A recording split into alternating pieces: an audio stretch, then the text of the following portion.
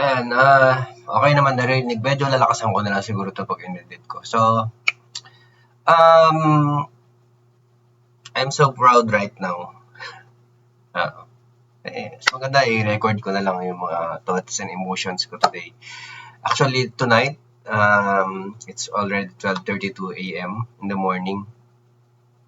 So, it's August 23, 2026. Gusto ko lang ikwento yung isn't about, I just wanna nabubulol ako. I just wanna share something na nakaka-proud lang. Yung brother ko, si Yorme, yan, actually nag-start siya dito last 2 months ago. Yes, magti 3 months siya ngayon. Yun nga, nag-start siya sa negosyo with nothing but guts. Yes, he's only 19 years old. Yan, napakabata, di ba? Nagkaka-proud lang kasi, yan, gumagawa na siya sa sarili niya content na mas naiintindihan niya na yung negosyo.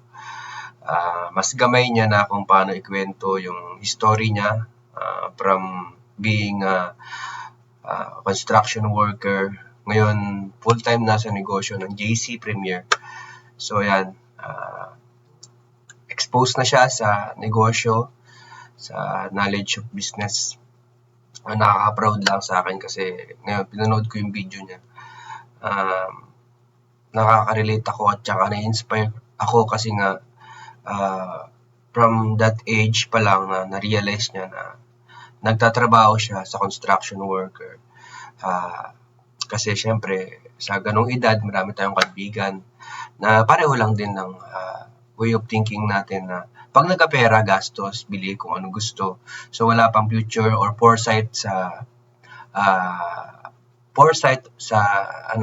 buhay or sa future kung ano yung dapat niyang maging status, di ba?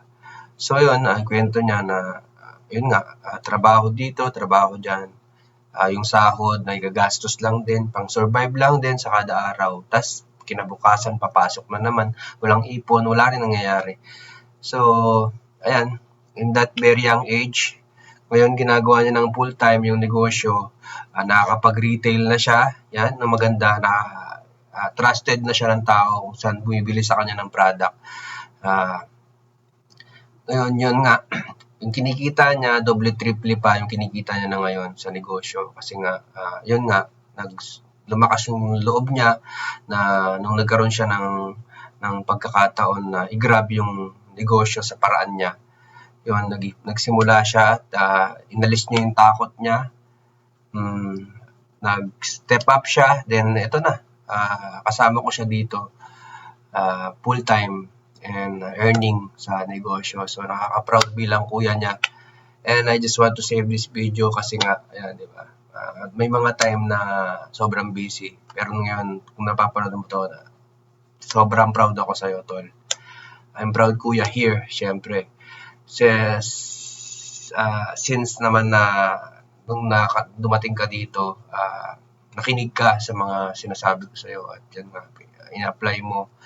At salamat sa lahat-lahat. Yun, salamat, tol. I'm proud of you right now.